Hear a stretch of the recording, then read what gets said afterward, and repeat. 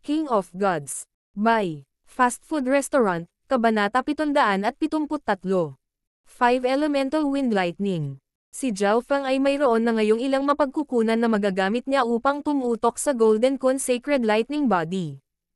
Kinailangan niyang maghanda para makapasok sa ikatlong antas ng Sacred Lightning Body. Plop! Plop! Ang katawan ni Zhao Feng ay natatakpan ng isang likidong nagpapalakas ng katawan, at ang mga tipak ng Wind Lightning ay lumitaw mula sa loob ng kanyang katawan at nagsimulang palakasin ito. Karaniwan, ang mga diskarte sa pagpapalakas ng katawan ay tumagal ng mahabang panahon upang umunlad, at nangangailangan sila ng malakas na kalooban. Sa kabutihang palad, ginamit ni Zhao Feng ang Immortal Springs Wine at iba pang mga item kanina, na nagbago ng husto sa kanyang katawan. Bagamat hindi pa umabot sa mataas na antas ang kanyang pagpapalakas ng katawan, ang kanyang estado ng pag-giral ay malapit sa Small Origin Core Realm. Maaaring gamitin ng Sacred Lightning Body ang Wind Lightning Technique upang palakasin ang katawan ng isang tao. Sa makatuwid, na may sapat na mapagkukunan, si Zhao Feng ay maaaring umunlad ng napakabilis. Maaaring sabihin ng isa na siya ay nagiging mas malakas sa pamamagitan ng paglukso at hangganan. Habang nililinang ni Zhao Feng. Weng! Weng! Dalawang magnificent powers ang lumitaw sa itaas ng courtyard, at ang hangin ay tila nagyelo. Dalawang batang figure ang nahayag nang mawala ang liwanag, at pareho silang mga dragon sa gitna ng mga lalaki. Eighth Prince, dito dapat nakatira ang Zhao Feng na iyon. Sabi ng isang napakalaki na kabataang may makapal na kilay at nakasuot ng itim na Amerikana. Ang kanyang mga mata ay kasing talas ng kidlat at naglalaman ng hindi kilalang puwersa. Luo Zun, huwag magmadali. Itinaas ng ikawalong prinsipe ang kanyang kamay at ngumiti. Kung malalaman ng iba na nagnanakaw ako ng nobya ng iba sa pamamagitan ng paggamit ng katayuan ng isang prinsipe, masisira niya ng pangalan ng mga imperial. Kung ikukumpara sa pagiging mapuwersa ni Luo Zun, ang ikawalong prinsipe ay kalmado at matikas. Isinasantabi ang kanyang katayuan, ang ikawalong prinsipe ay isa ring henyo na sobrang gwapo. Sa oras na ito, maraming tao ang nagtipon sa patio ni Zhao Feng. Total, 2 hari ang personal na nagpakita. Siyempre, hindi alam ng karamihan ang katayuan ng 8th Prince. Brother Luo, nandito ka ba para hanapin si Zhao Feng? Mukhang nakarinig na ng balita ang brat na iyon at pumasok kaagad sa pag-iisa ng makabalik. Magalang na lumapit si Senior Marshal Brother Guang at sinabi. Malinaw na kilala ni Senior Marshal Brother Guang si Luo Zun. Sinasadya ba ako ng brat na ito? Ang mukha ni Luo Zun ay naging pangit, at galit ang lumitaw sa kanyang mga mata. Ayon kay Senior Marshal Brother Guang, si Zhao Feng ay pumasok sa pag-iisa partikular pagkatapos marinig ang balita na siya ay darating. Nangangahulugan ito na siya ay malinaw na kumikilos tulad ng isang magnanakaw at hindi nagpapalam sa kasal. Brother Luo, ito ay naiintindihan. Ang ikawalong prinsipe ay hindi nagulat. May ngiti pa rin siya sa labi. Pagkatapos ng lahat, si Luo Shuyer ay napakahusay, at ang pamilya Luo ay isa sa malalaking pamilya ng Tianfeng Great Island Zone. Naiintindihan ng 8th Prince ang mga normal na tao na nagsisikap na kumapit sa mga nasa itaas ng kanilang sarili. Zhao Feng, sa tingin mo ba mapapangasawa mo ang aking nakababatang kapatid na babae sa pamamagitan ng pag-arte ng ganito? Malamig na ngumisi si Luo Zun habang tinakpan ng hindi nakikitang magnificent power ang courtyard ni Zhao Feng. Ang protection na hanay sa paligid ng courtyard ay nagsimulang lumabo, at ito ay malapit ng mabasag anumang sandali. Sa loob ng silid, si Zhao Feng ay naglilinang. Malamig siyang tumawa nang maramdaman niya ang nangyayari. Sinong bastos ang nang-ahas na kumilos ng ganito sa 10,000 Sacred Clan? Ang 10,000 Sacred Clan ay may sariling mga patakaran. Habang ang mga disipulo ng sentral ay nasa pag-iisa, hindi sila dapat magambala maliban kung ito ay isang natatanging sitwasyon. Ang mga aksyon ni Luo Zun ay masasabing nakakasakit sa 10,000 Sacred Clan. Brother Luo, huwag magmadali. Pinigilan ng ikawalong prinsipe ang mga aksyon ni Luo Zun. Nagalit si Luo Zun, ngunit alam niya na hindi siya maaaring maging puwersa laban kay Zhao Feng sa teritoryo ng 10,000 Sacred Clan. Higit pa rito, ang gustong huminto sa kasal ay ang Luo family, kaya ang Luo Ika ay wala sa kanilang panig. Sa kabilang banda, si Zhao Feng ay ang mahina na may katwiran at mga panuntunan sa kanyang panig. Sa sandaling ito, si Luo Zun at ang ikawalong prinsipe ay nasa awkward na posisyon. Hindi nila inaasahan na hindi man lang bibigyan ni Zhao Feng ng mukha ang mga hari. Tinatamad pa siyang lumabas at batiin ang mga ito. Brother Luo, huwag kang mag-alala. Maya-maya ay lalabas din ang brat na ito. Kailangan niyang kolektahin ang mga mapagkukunan mula sa clan at kumpletuhin ang mga misyon, at iba pa. Tinapik ni Senior Marshal Brother Guang ang kanyang dibdib at nangako na babantayan niya si Zhao Feng. Hanggat lalabas si Zhao Feng, sasabihin niya kaagad kay Luo Zun. Sige, maghihintay ako hanggang sa lagdaan ni Zhao Feng ang divorce paper kung sakaling may gusto siyang subukan sa hinaharap. Tumanggaw si Luo Zun bilang kasiyahan. Sa kanyang isip, si Zhao Feng ay kumikilos ng walang kahihiyan, kaya kailangan niyang tiyakin na ito ay magiging maayos. Luo Zun, ikawalong prinsipe, hindi na kailangang bumalik pa kayong dalawa.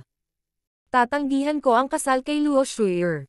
Isang mahinang boses ang tumunog habang inihagis ni Zhao Feng ang isang nakasulat na liham sa labas. So, inabot ni Luo Zun at kinuha ang sulat. May tatlong malalaking salita sa liham, engagement rejection letter. Ang tatlong salitang ito ay naglalaman ng kakaibang layunin. Isinasantabi ang mga taong mas mahina kaysa sa isang hari, maging ang isip ni Luo Zun at ng 8th Prince ay bahagyang nanginig nang makita nila ito. Engagement rejection letter. Brat, maglakas loob ka bang hiwalayan ang aking nakababatang kapatid na babae?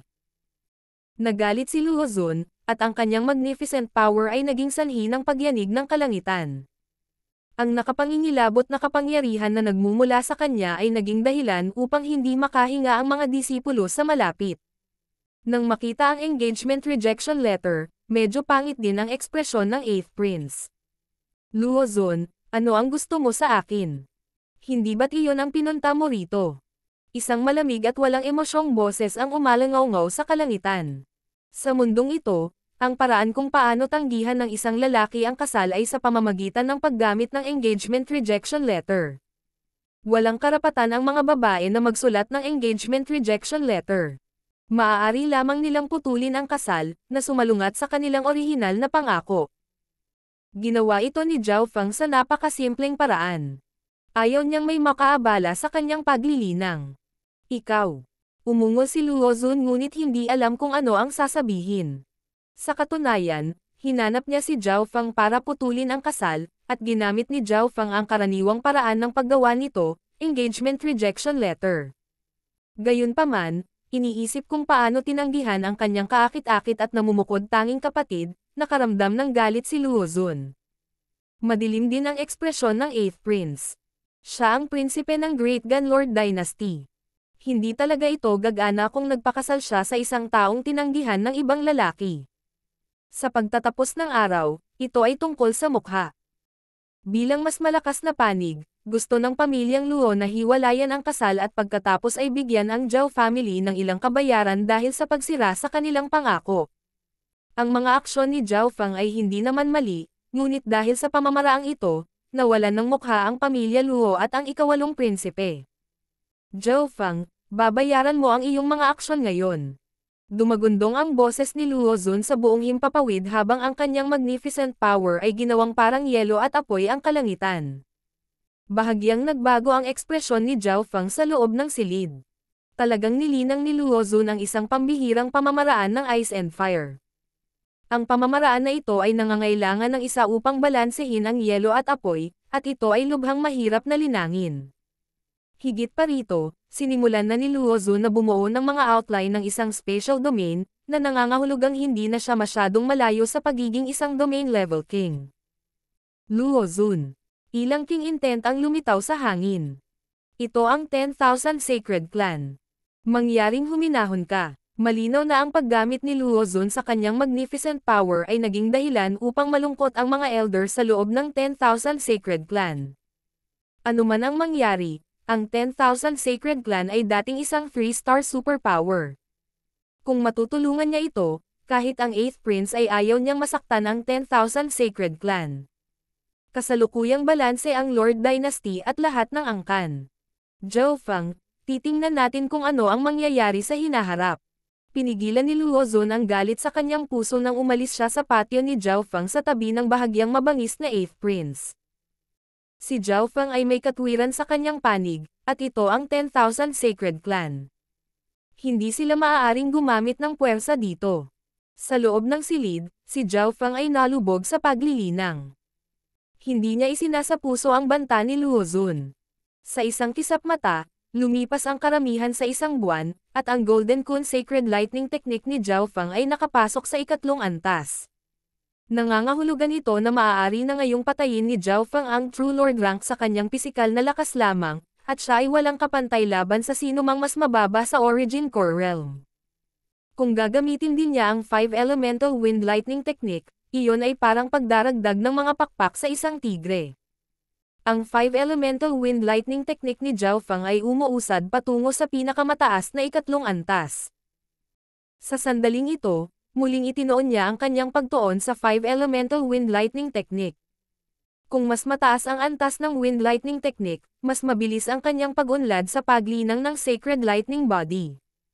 Ang ideal na estado ni Zhao Feng para sa Wind Lightning Technique ay panatilihin itong 1.5 antas sa unahan ng Sacred Lightning Body. Gusto ni Zhao Feng na linangin ang 5 Elemental Wind Lightning Technique sa ika-4 na antas muna bago tumutok muli sa Golden Kun Sacred Lightning Body. Gayunpaman, mula sa ika-4 na antas pasulong, ang bawat antas ay isang punto ng pagbabago. Sa puntong iyon, kailangan niyang simulan ang paglinang ng 5 elemento. Ang 5 elemental na wind lightning ay tungkol sa pagsilang ng 5 elemento. Sa metal nanggagaling ang tubig, sa tubig nagmumula kahoy, sa kahoy nanggagaling apoy, sa apoy nanggagaling lupa, sa lupa ay metal. Mula sa ika-10 antas pasulong, ang 5 elemental wind lightning ay bumubuo ng isang bilog kung saan ang mga elemento ay maaaring palitan anumang oras. Napakalinaw ng mindset ni Zhao Feng. Bilang karagdagan, maaaring piliin ng isa ang alinmang elemento na gusto nilang maging panimulang elemento ng ika-4 na antas. Metal, kahoy, tubig, apoy, lupa, maaari niyang piliin ang alinman sa 5 upang maging unang elemento na linangin. Ang unang elemento ay napakahalaga dahil ito ang magiging pundasyon. Pagkatapos, mula sa ika-4 na antas pasulong, ang bawat elemento ay naging mahalaga dahil ang bawat antas ay mangangailangan ng bagong elemento. Ang ika-4 na antas ay isang kritikal na punto. Ang unang elemento ay dapat piliin ng mabuti. Kumislap ang mga mata ni Zhao Feng. Sa sandaling ito, nagsimula siyang mag-isip. Kung gusto niya ng matinding opensa sa simula, ang fire at metal ay magandang pagpipilian. Kung gusto niya ng malakas na depensa, ang Earth Elemental Wind Lightning ang pinakamahusay na pagpipilian. Ang kahoy ay mayroon ding sariling mga pakinabang. Puno ng buhay ang kahoy, at maaari nitong palakihin ang lakas ng buhay ng isang tao at pagalingin ang iba. Gayunpaman, sa huli, pinili ni Zhao Feng ang tubig. Ang tubig ay ang pinakamaraming nalalaman. Maaari itong maging matigas at malambot sa parehong oras. Maaari itong maging yelo, palakasin ang mga pag-atake, ipagtanggol, at pagalingin. Bilang karagdagan, ang tubig ang pinagmumulan ng buhay. Sa makatuwid, ang pagpili sa tubig bilang pundasyon ay hindi magiging mas mahina kaysa sa Earth. Ang isa pang mahalagang punto ay, pagkatapos na sumanib ang God Spiritual Eye sa kanyang bagong katawan, ang bloodline ng katawan na ito ay nagsisimula ng magbago, at magagamit na niya ang Ice Imperial Spear sa lalong madaling panahon. Higit pa rito, ang kanyang pangunawa sa tubig at yelo ay mas mababa lamang sa hangin at kidlat sa kanyang nakaraang buhay. Pagkalipas ng ilang araw, ang 5 Elemental Wind Lightning Technique ni Zhao Feng ay umabot sa pinakamataas na ikatlong antas, at naghanda siyang makapasok sa ika-4 na antas at bumuo ng unang layer ng kanyang 5 Elemental Wind Lightning. Sa panahong ito, ang cultivation ni Zhao Feng ay umabot sa True Lord rank. Engagement Rejection Letter. Ginagamit lang ng side ng lalaki. Ginagamit ito kapag gustong tanggihan ng lalaki ang babae kahit na engaged na sila. Ito ay naiiba sa pagsira sa kasal, kung saan ang magkabilang panig ay nagpasya na itigil ang kasal.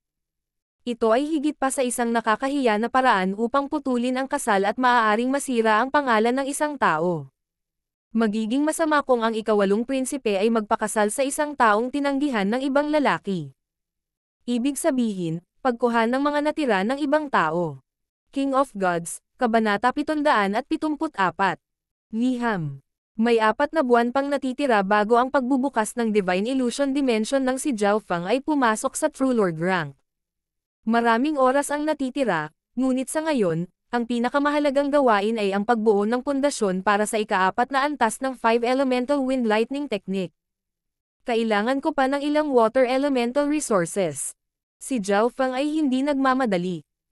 Sa sandaling ito, tila ang kanyang plano sa muling paglilinang ay patuloy na umuusad, at ito ay talagang mas mabilis kaysa sa inaasahan niya. Ang ika-4 na antas ng 5 Elemental Wind Lightning Technique ay isang malaking pagbabago na maaaring magpapataas ng kanyang lakas, kaya hindi nang ahas si Zhao Fang na maging masyadong mabagal. Wala siyang maraming mapagkukunan ng Water Elemental. Mula sa ika-4 na antas, ang Water of Wind Lightning ay maaaring linangin hanggang sa kalahating hakbang na antas ng hari. Maaaring isipin ng isang tao kung gaano karaming mga kayamanan at mapagkukunan ng tubig at kidlat ang kakailanganin nito. Sa loob ng silid, sinubukan ni Zhao Fang na itayo ang Water of Wind Lightning. Ang paminsan-minsang alon ng tubig ay lumitaw sa kanyang paligid kasabay ng huni ng kidlat at hangin. Natapos na niya ang pagbuo ng unang 3 antas, ang batayan ng Wind Lightning. Mula sa ika-4 na antas pasulong, siya ay tunay na makapasok sa mga pintuan ng 5 Elemental Wind Lightning Technique. Ang unang hakbang ay upang pagsamahin ang mga batas ng tubig sa kanyang paglilinang. Ang pag-unlad ni Zhao Fang ay medyo maayos. Sa katotohanan, si Zhao Fang ay mayroon ng kaunting water bloodline sa loob ng kanyang katawan, na nagmula sa God's spiritual eye. Ang asol na lawa sa gitna ng Purple Soul Sea ay nanatiling pareho. May isang misteryosong whirlpool sa pinakagitna na maaaring maabot ang sinaunang Dream Realm. Si Zhao Fang ay nagpaplanong pumasok pagkaraan ng ilang sandali. Makalipas ang ilang araw, pagkatapos gumamit ng ilang water elemental resources, ang kulay asol na wind lightning ay lumitaw sa source of true spirit ni Zhao Fang. Ang kapangyarihan ng wind lightning ay katulad ng dati, ngunit ngayon ay naglalaman ito ng kakayahang magbago, pati na rin ang iba pang mga katangian ng tubig. Sa ngayon, isang ika-5 bahagi lamang ng source of true spirit ni Zhao Fang ang naging water of wind lightning. Napagtanto ni Zhao Fang na, nang gamitin niya ang water of wind lightning para palakasin ang kanyang katawan, nagawa nitong palakasin ang kanyang mga organo. Nangangahulugan ito na ang kanyang katawan ay hindi lamang tumitigas, ito ay magiging matigas din. Ang 5 Elemental Wind Lightning Technique at ang Golden Kun Sacred Lightning Body ay perpekto para sa isa't isa. Hindi mapigilan ni Zhao Fang na purihin. Pagkatapos niyang linangin ang lahat ng 5 elemento sa kanyang katawan, ang kanyang katawan ay magiging lubhang nababanat laban sa bawat elemento. Ang Sacred Lightning Body ay magiging, nang walang pag-aalinlangan, mas mabuti pa. Hihihi, demigod kun yun, malamang hindi mo ito inaasahan, hindi ba? Tumawa si Zhao Fang. Kahit nasa Continent Zone, ang mga demigod ay mga taong nakatayo sa tuktok. Kalahating taon na ang nakalipas, sinubukan ni Demigod Kun Yun na linlanggan si Zhao Fang, ngunit sa halip ay tumulong siya. Sa kasamaang palad, wala nang pagkakataong makapasok sa Heaven's Legacy City. Bulong ni Zhao Fang. Matapos maranasan ang buhay at kumuha ng bagong katawan, marami na siyang naunawaan. Walang tunay na dalubhasa sa mundo ang nagkaroon ng maayos na paglalakbay. Ang paglalakbay sa buhay ay may mga ups and downs. Sa araw na ito, umalis si Zhao Fang sa pag-iisa. Naabot na niya ang mga unang yugto ng True Lord rank. Kukumpletuhin ko ang lahat ng mga misyon para sa taong ito at kukuha ako ng ilang mga mapagkukunang water elemental habang ako ay nariyan. Ibinaba ni Zhao Fang ang simbolo ng pag-iisa at lumabas ng courtyard. Agad na nagsimulang makipag-usap sa ibang tao ang isang panlabas na disipulo sa sandaling lumabas si Zhao Fang. Mabilis.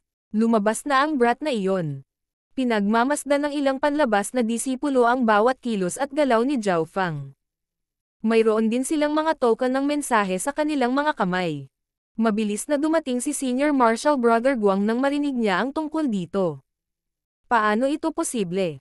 True Lord rank cultivation.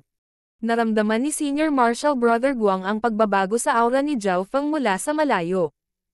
Ilang buwan na ba? Ang True Human rank brat na iyon ay nakalusot na ngayon sa 2 rank at umabot sa True Lord rank. Agad na naglabas ng message token si Senior Marshal Brother Guang at sasabihin na sana kay Luo Zun. Ibinigay sa kanya ni Luo Zun ang kanyang message token bago umalis. Gayunpaman, nang ilabas ni Senior Marshal Brother Guang ang token, nawala ito.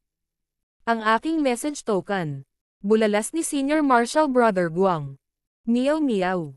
Kinuha ng isang silver gray na pusa ang token ng mensahe ni Senior Marshal Brother Guang at nawala. Magandang trabaho, munting pas ang magnanakaw.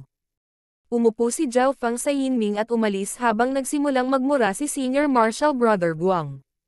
Kinuha ni Zhao Feng ang token ng mensahe ni Luo Zun. Kung wala ito, hindi makokontak ni Senior Marshal Brother Guang si Luo Zun sa loob ng maikling panahon. Hindi rin niya mahahanap si Luo Zun, dahil napakalaki ng Tianfeng Great Island Zone. Hindi nagtagal ay nakarating si Zhao Feng sa Hall of Missions sa pamamagitan ng pagsakay sa Yinming Bird. Sa mga sumunod na araw, nagsimula siyang pumasok sa mga misyon sa sobrang galit.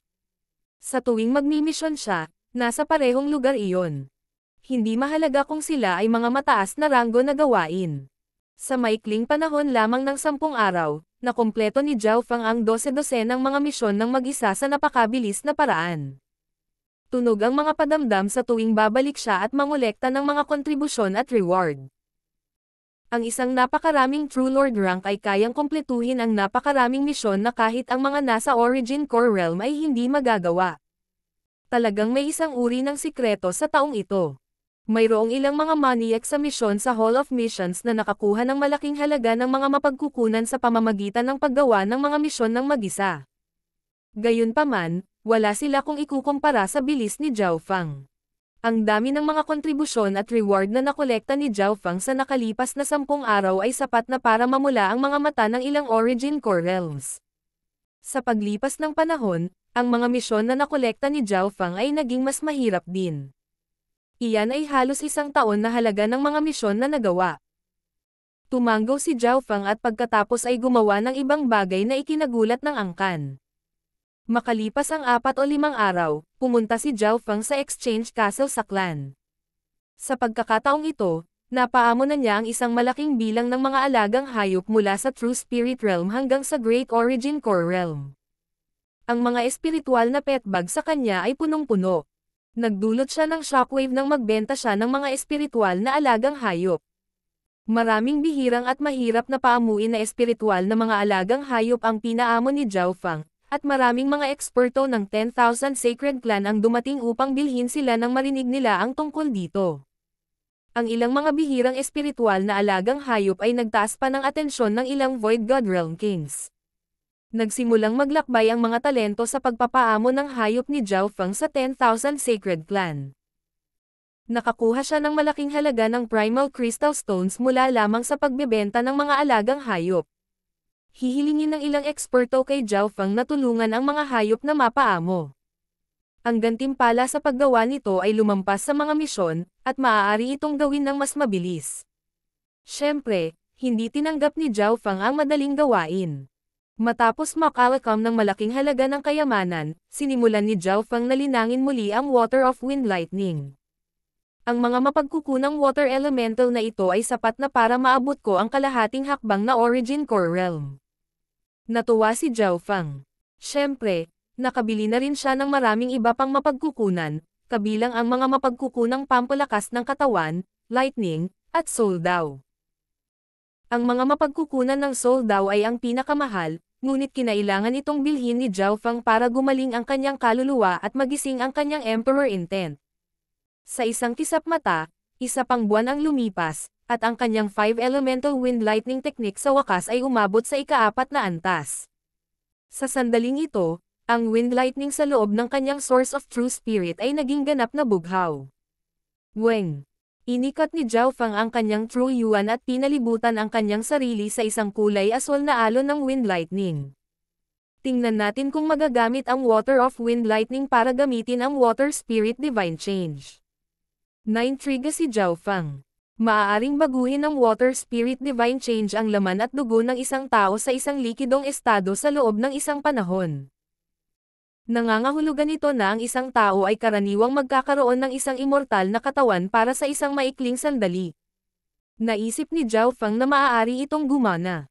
Kapag nagtagumpay ito, ang Water Spirit Divine Change ay i-upgrade sa Water Lightning Divine Change, kung saan lalakas ang mga kakayahan nito sa OpenSiba. Matapos maabot ang ika-4 na antas ng 5 Elemental Wind Lightning Technique, ginamit ni Zhao Feng ang Water of Wind Lightning upang sanayin ang kanyang Sacred Lightning Body. Gayunpaman, mula sa ika-4 na antas at pasulong, ito ay isang malaking pagbabago para sa Sacred Lightning Body din. Ang unang 3 antas ay ang pundasyon, at ang bawat antas ay hahatiin sa simula, maaga, huli, at pinakamataas na yugto. Ang kahirapan ay tataas ng husto. Kung sanayin ng isa ang Sacred Lightning Body hanggang sa huling yugto ng ika-4 na antas, magagawa nilang mamuno ang pinakamataas sa Origin Core Realm. Sa makatuwid, ang Sacred Lightning Body ni Zhao Feng ay unti-unting umuusad patungo sa peak 3rd level dahil nagkaroon ng bottleneck para sa ika-4 na level. Ho! Nagpakawala ng hininga si Zhao Feng. Upang makalusot sa bottleneck, gusto niyang pumasok sa Ancient Dream Realm, ngunit ang spiritual fruits ay napakahirap na matuno ng maayos, kaya hindi ngayon ang pinakamagandang oras. Hindi rin makakapatay si Zhao Feng ng anumang mga hayop sa Ancient Dream Realm sa ngayon. Mahihirapan siyang maglakad. Zhao Feng, may sulat para sa iyo. Ang tunog ng paglipad ay lumitaw mula sa labas ng lumitaw ang isang mensahero.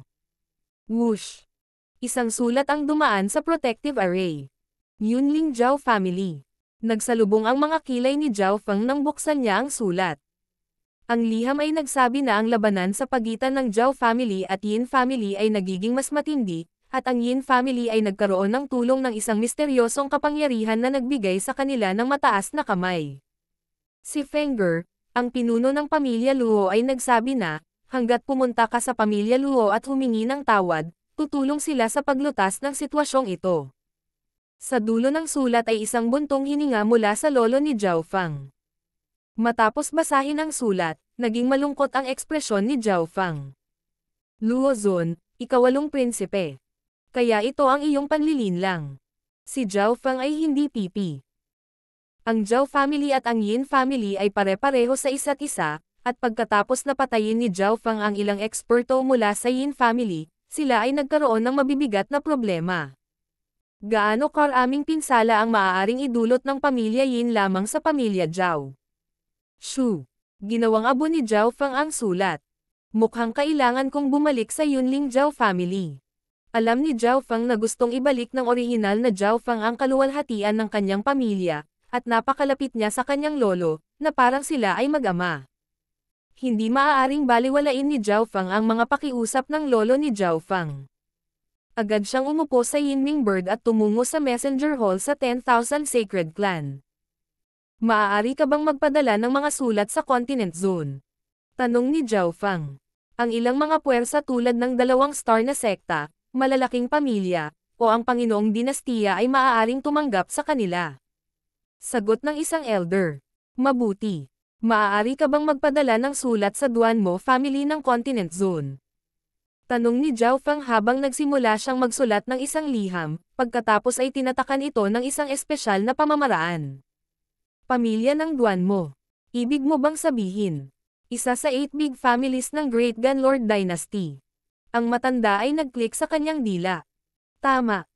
Kumpiyansang sabi ni Zhao Feng habang iniabot ang sulat sa elder at binigyan din siya ng malaking halaga ng Primal Crystal Stones.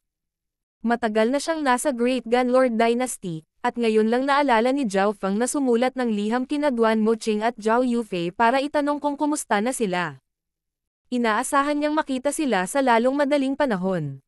King of Gods, Kabanata 775. Mayabang na brat. Matatanggap ng pamilya Duanmo ang iyong liham makalipas ang humigit kumulang kalahating taon. Siniyasat ng elder si Zhao Feng na may kakaibang tingin. Ang pamilya Duanmo ay isa sa 8 pinakamalaking pamilya ng Great Gunlord Dynasty, at kahit papaano ay maihahambing ito sa isang 3-star superpower. Ang 8 big families ay malapit na konektado sa mga imperial, at ang kanilang impluwensya sa mortal na mundo ay nalampasan pa ang ilang 3-star na superpower. Bukod sa isang 4-star power, ang 8 big families ay nakatayo sa tuktok. Kalahating taon. Napagtanto ni Zhao Feng na ang continent zone ay malamang na mas malaki kaysa sa inaasahan niya. Kailangang mapagtanto ng isang tao na gagamitin ng messenger ang zone teleportation array at maglalakbay sa isang napakahusay na ruta, ngunit aabutin pa rin ito ng kalahating taon. Bago siya umalis, bumili si Zhao Feng ng mapa ng teritoryo ng Great Gunlord Dynasty. Ang Great Gunlord Dynasty ay mayroong 18 lalawigan. Ang bawat lalawigan ay hindi bababa sa laki ng Kang Ocean o ng Nanlin Sea, ngunit ang kanilang mga populasyon at ang mga pagsulong sa kanilang paglilinang ay mas malaki. Higit pa rito, ang continent zone ay hindi lamang nagkaroon ng isang Lord Dynasty. Ang mapa ay may mga paglalarawan tungkol sa iba't ibang teritoryo ng sona ng kontinente. Ang Great Gunlord Dynasty ay mas mahina kaysa sa nakaraan, at ang Dark Moon Lord Dynasty ay lumitaw 12 ng millennia na ang nakalipas sa hilagang bahagi ng continent zone. Sila ay pinamumunuan ng isa pang species, at nakuha nila ang ilang teritoryo ng Great Gunlord Dynasty. Sa sandaling ito, ang pinakamalaking kaaway ng Great Gunlord Dynasty ay ang Dark Moon Lord Dynasty, na isa sa mga pangunahing dahilan kung bakit wala itong pakialam sa Kang Ocean. Inalis ni Zhao Feng ang mapa, pagkatapos ay umupo sa Yinming Bird at lumipad patungo sa direksyon ng Yunling Zhao family. Makalipas ang kalahating araw. Whoosh! Dumating sa 10,000 Sacred Clan ang isang half-step king na naka-blue robe. Weng! Isang nagniningning na silver token ang lumawak at lumutang sa hangin. Isang purple dragon ang lumitaw at naglabas ng dominanteng aura. Umabot sa langit ang aura ng token. Duke Token. Ang ilang mga eksperto sa loob ng 10,000 Sacred Clan ay nagising dahil dito. Bagamat hindi ito ang pangunahing Duke Token, ito ay may mataas na ranggo. Ano ang maipaglilingkod namin sa iyo, General? Lumapit ang isang half-step king regulator. Inutusan ng Duke Palace na makita ang beast tamer ng iyong angkan, si Zhao Feng. Sabi ng general na nakasuot ng asol na damit. Zhao Feng. Nagkatinginan ang ilang tao sa 10,000 Sacred Clan at nagsimulang magtalakayan. Kung sila ay dapat na makahanap ng isang tao sa pangalan na mag-isa, maaaring tumagal ng ilang sandali, ngunit sinabi ng general na ang tao ay isang beast tamer. Mayroon lamang isang beast tamer na may ganoong pangalan. Maya-maya, isang Origin Core Realm Elder ang sumagot. General, ikinalulungkot namin, ngunit nag-apply si Zhao Feng na bumalik sa kanyang pamilya kalahating araw na ang nakalipas. Kapag ang mga disipulo ay nagpunta sa mga misyon o iba pang bagay, sila ay karaniwang nag-iingat ng mga talaan. Ito ay hindi lamang dahil sa mga patakaran ng angkan, maaari din nilang protektahan ang kanilang mga alagad sa ganoong paraan. Kung ang mga disipulo ay nawala o may nangyari sa kanila, ang angkan ay makakahanap ng mga track kung ano ang nangyari. Sa makatuwid, karamihan sa mga tagalabas ay hindi papatayin ang mga disipulo ng 10,000 Sacred Clan. Bakit nandito ang mga tao mula sa Duke Palace para hanapin si Zhao Feng? Sa gitna ng karamihan, nagsalubong ang mga kilay ni Senior Marshal Brother Guang. Ang kanyang message token para kay Luo Zun ay ninakaw ni Zhao Feng, at sinusubukan pa rin niyang hanapin siya para makipag-usap kay Zhao Feng. Sa parehong sandali sa oras, si Zhao Feng ay lumilipad pahilaga sa Yinming Bird. Makalipas ang kalahating araw, lumitaw ang isang lambak ng mga nagtataasang bundok na nakikipag-ugnayan sa mga ulap. Alam ni Zhao Feng na ang Yunling area ay isa sa mga medyo mahirap na lugar, at ang mga mapagkukunan nito ay higit sa lahat ay nagmula sa mababa hanggang mid-tier na mga minahan ng Primal Crystal Stone. Walang pakialam ang 2-star na sekta sa mga mapagkukunang ito, ngunit nabuhay ang ilang pamilya mula sa kanila. Ang Zhao family at ang Yin family ay kabilang sa mga nangungunang pamilya sa Yunling area, at naglaban sila sa isa't isa sa loob ng maraming taon. Matapos alalahanin ang mga alaala sa kanyang isipan, narating ni Zhao Feng ang teritoryo ng Yunling Zhao family. Ang Yinming Bird ay bumaba patungo sa isang kastilyo sa tuktok ng isang bundok. Ang kastilyong ito ay tinawag na Zhao Family Castle, at ito ang pangunahing punong tanggapan ng Yunling Zhao family. Kung ikukumpara, ang mga kalapit na lungsod ay bahagi lamang ng puwersa ng pamilya Zhao. Sa pangkalahatan, ang Yunling Zhao family ay hindi mabilang na beses na mas malakas kaysa sa Zhao family ng Sunfeather City sa kanyang nakaraang buhay. Maaari pang ang sabihin na ang kapangyarihan ng buong 13 countries of the Cloud region ay hindi ang makakalaban ng Yunling Zhao family. Ang pagdating ng Yinming Bird ay naging dahilan ng paglabas ng maraming tao. Pagkatapos ng lahat, hindi ito ang 10,000 Sacred Clan, na malapit sa isang 3-star force. Ang mga ibong tulad ng Yinming Bird ay napakabihirang makita sa Zhao Family Castle. Ito ay si Young Master Zhao Fang. Nagbalik na si Young Master Zhao Fang. Nakilala ng ilang miyembro si Zhao Fang at labis silang nasa sabik. Si Zhao Fang ay isang minsan sa 1,000 taon na henyo ng Yunling Zhao family. Malinaw na alam ni Zhao Fang na ang pag-asa ng Yunling Zhao family ay inilagay sa kanya. Fenger. Young Master Zhao Fang. Narinig ang mga boses ng mapagmataas at paghanga, at tumanggo si Zhao Fang sa mga tao ng Zhao family na may ngiti ng hindi nagsasalita. Ang maliit na bilang ng mga tao na pamilyar kay Zhao Fang ay nadama na siya ay nagbago. Pagkaraan ng ilang oras, sa isang bulwagan ng pamilya Zhao, nakita ni Zhao Fang ang mga elder at ang pinakamataas na echelon ng Yunling Zhao family, ngunit ang kapaligiran ay medyo solemn. Zhao Fang, masyado kang padalos-dalos. Paano mo tatanggihan si Shuir ng ganyan? Sinisi siya ng ulo ng pamilya at ng matatanda. Bilang isang mid-tier na pamilya sa Tianfeng Great Island Zone, ang lakas ng Yunling Zhao family ay maihahambing sa 1.5 star na puwersa. Ang lahat ng mga miyembro ng Upper Echelon ay Origin Core Realms, at 1 o 2 elder ay nakarating pa sa Great Origin Core Realm. Tinawagan mo ako pabalik para lang isumpa ako. Medyo malamig ang boses ni Zhao Fang. Susubukan niyang bigyang kasiyahan ang kagustuhan ng orihinal na may-ari dahil kinuha niya ang kanyang katawan, ngunit wala siyang nararamdaman para sa Yunling Zhao family. Inilalagay mo ba ang iyong sariling mga matatanda sa iyong mga mata? Maglakas loob ka bang magsalita pabalik? Ang ulo ng pamilya, si Zhao Tianyi, ay malamig na sinabi, at ang pagtataka at galit ay lumitaw sa kanyang mga mata. Bagamat ang Zhao Fang noon ay hindi eksaktong masunurin, hindi siya kailanman nagsalita pabalik sa kanila ng ganito. May pakpak na siya ngayon at hindi niya tayo tinatandaan. Buntong hininga ng isang elder. Kung isa itong normal na disipulo, sasampalin na sila ng ulo ng pamilya, ngunit sa kasalukuyang katayuan ni Zhao Fang, hindi siya nang ahas. Kung tutusin, siya pa rin ang pinakamalaking pag-asa nila sa nakalipas na ilang daang taon. Higit pa rito, narinig nila na si Zhao Fang ay nagtataglay ng isang espiritual na alagang pusa na medyo malakas. Nandito ba tayo para pag-usapan ang isang bagay o hindi? Naiinip na tanong ni Zhao Fang. Hindi siya bumalik para lang isumpa. Ang itaas na pangkat ng Zhao family ay huminto. Ang kasalukuyang Zhao Fang ay ganap na naiiba kaysa dati. Fenger, nagbago ka na. Isang matanda na may puting buhok ang lumabas mula sa isang side hall. Mabagal siyang naglakad pasulong, ito ang lolo ni Zhao Fang. Ang mga magulang ng orihinal na Zhao Fang ay parehong namatay, at si Zhao Fang ay tumira kasama ang kanyang lolo.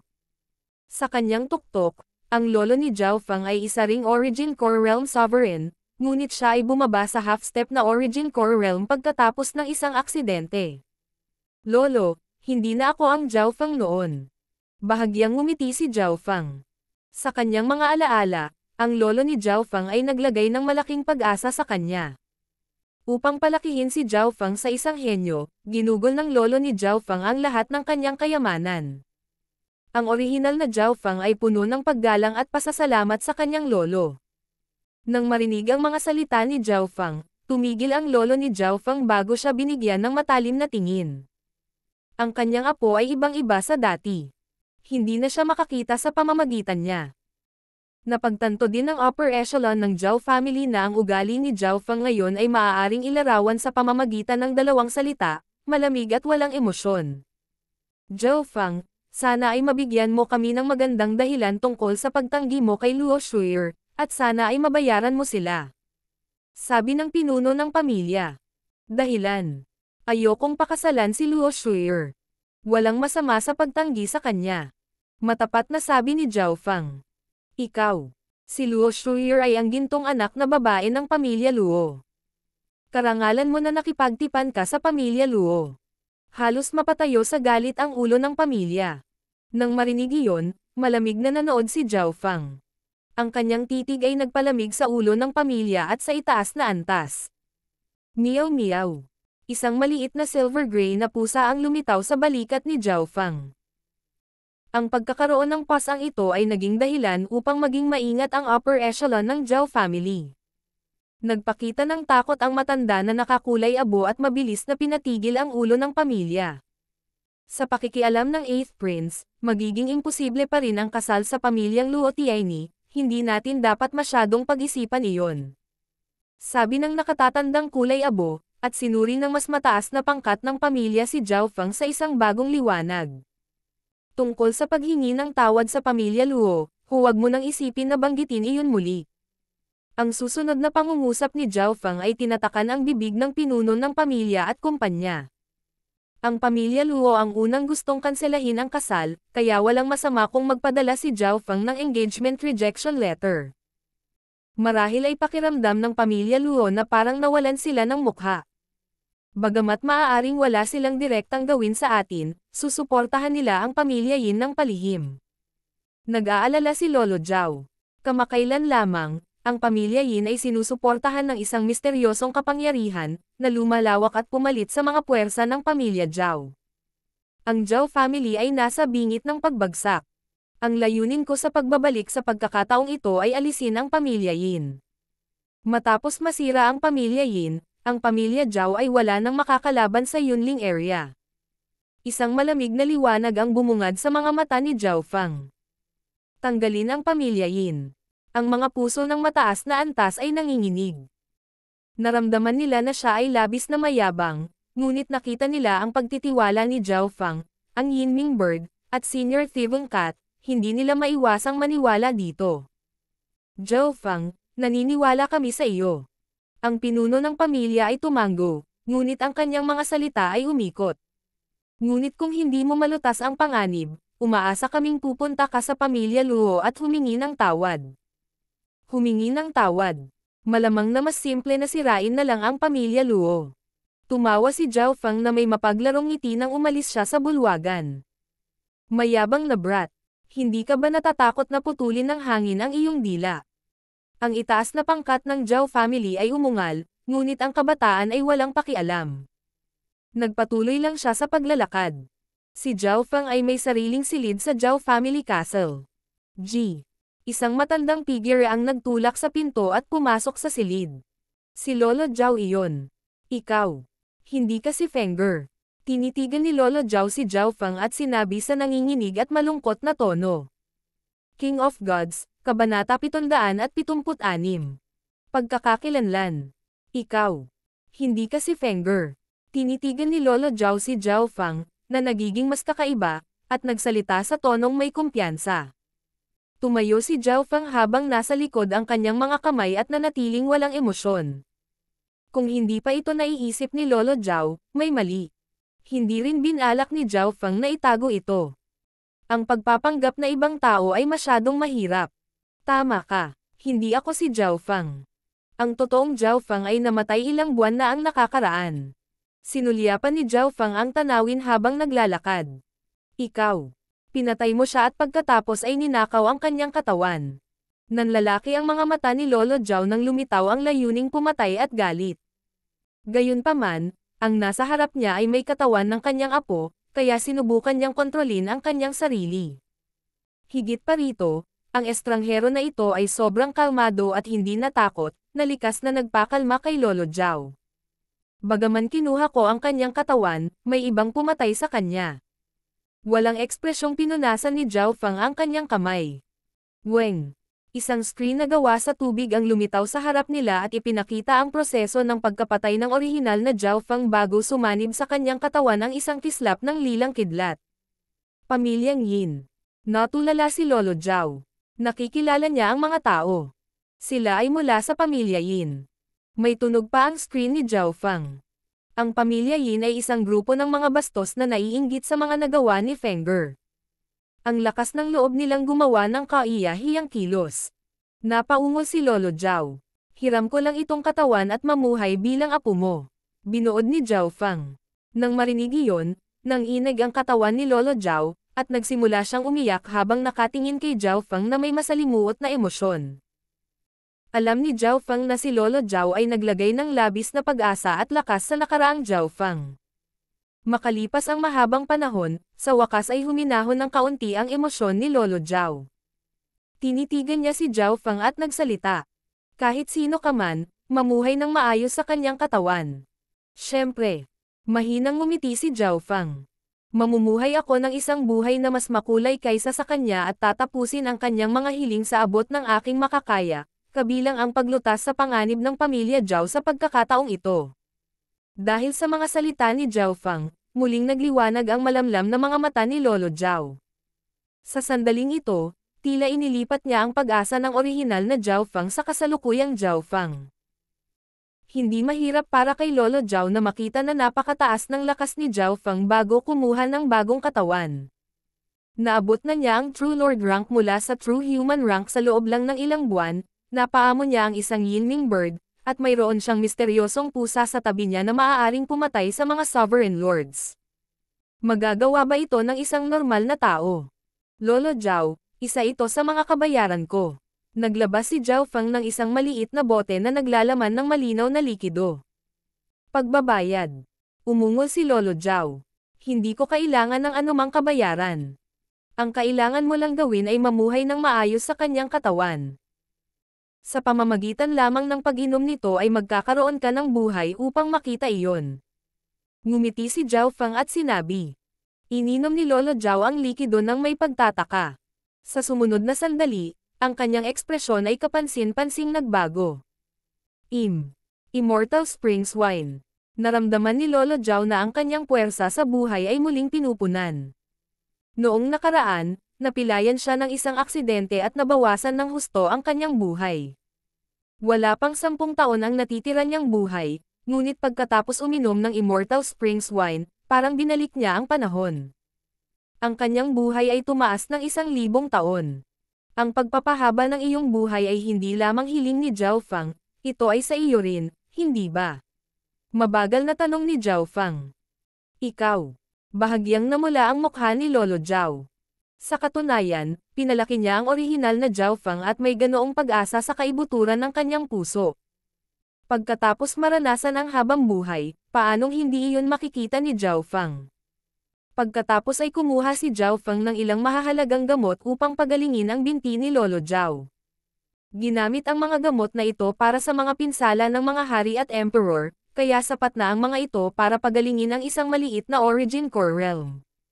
Sa loob lamang ng 1 oras, ang haba ng buhay ni Lolo Zhao ay tumaas ng 1,000 taon, ang kanyang baldado na binti ay gumaling, at ang pagbawi ng kanyang paglilinang ay maaaring asahan anumang araw ngayon.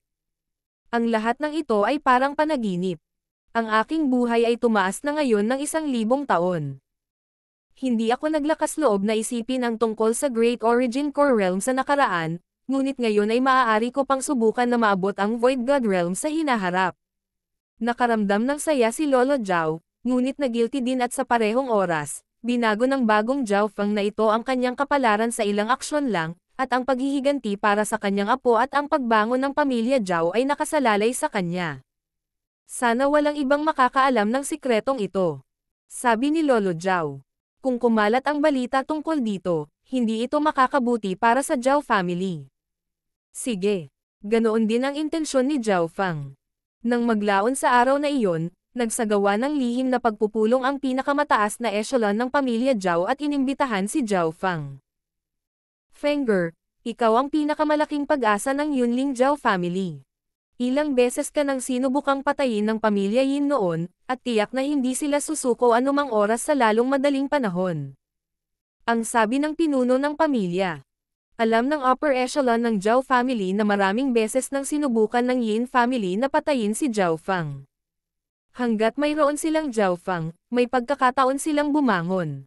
Si Zhao Fang ay isang minsan sa 1,000 taon na henyo na nakapasok sa 10,000 Sacred Clan, at siya ay naging mas malakas sa nakalipas na ilang buwan.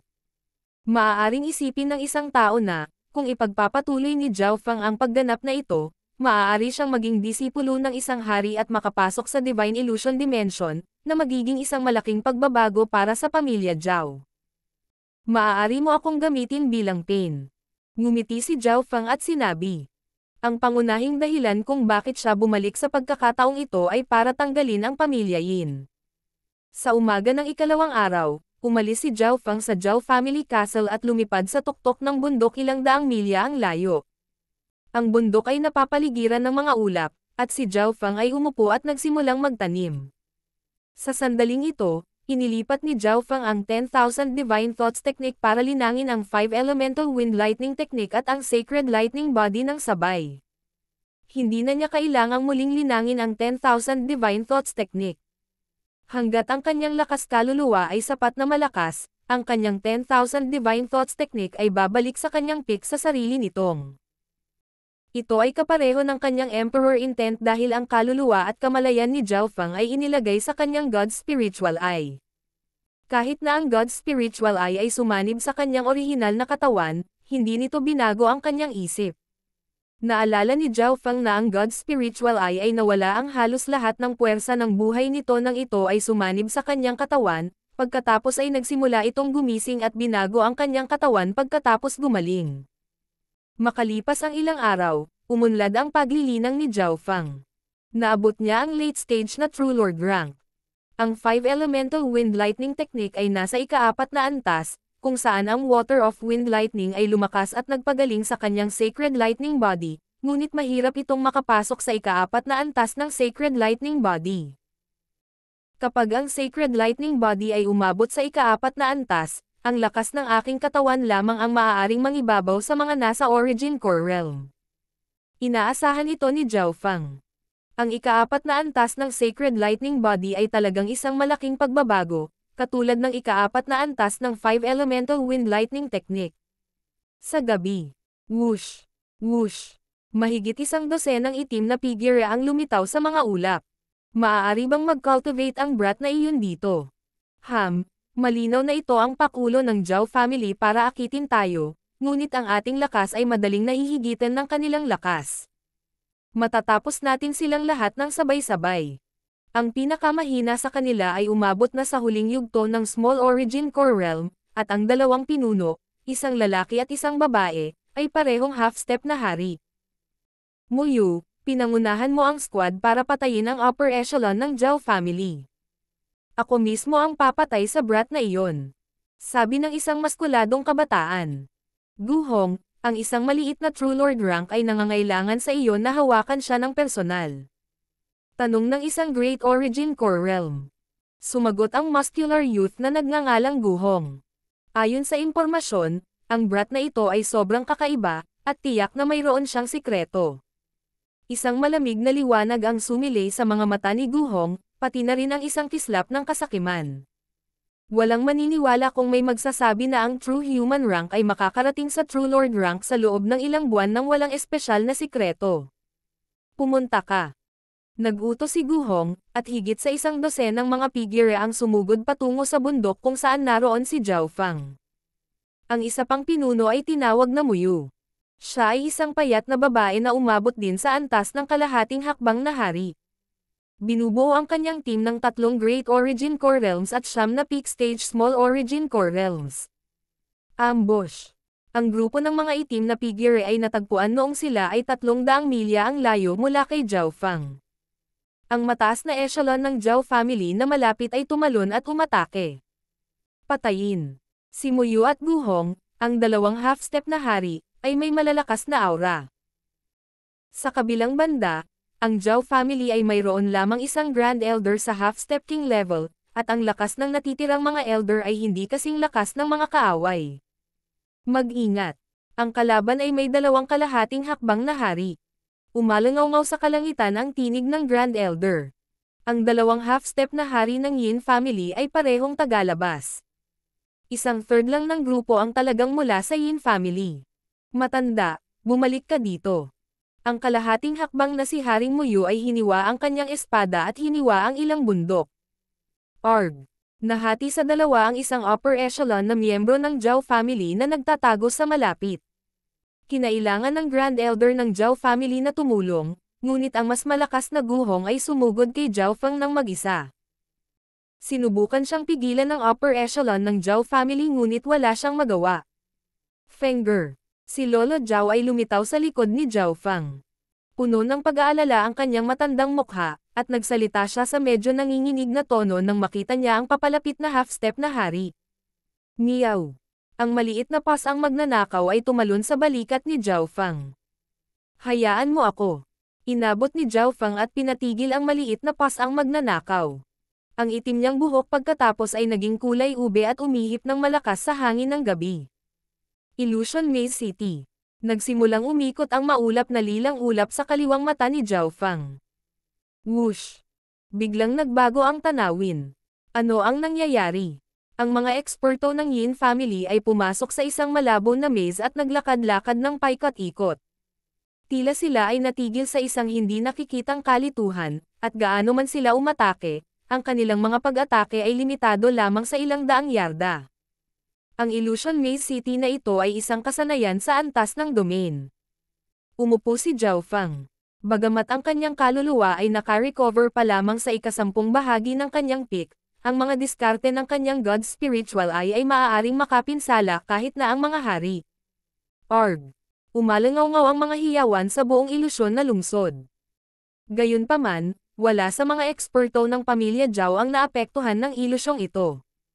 Humigit kumulang kalahati ng oras na inabot sa paggawa ng tsaa sa ibang pagkakataon, lahat mula sa pamilya Yin ay patay na. Hindi na gumalaw si Zhao Feng mula nang gamitin ang skill. Puno ng pagkabigla si Lolo Zhao.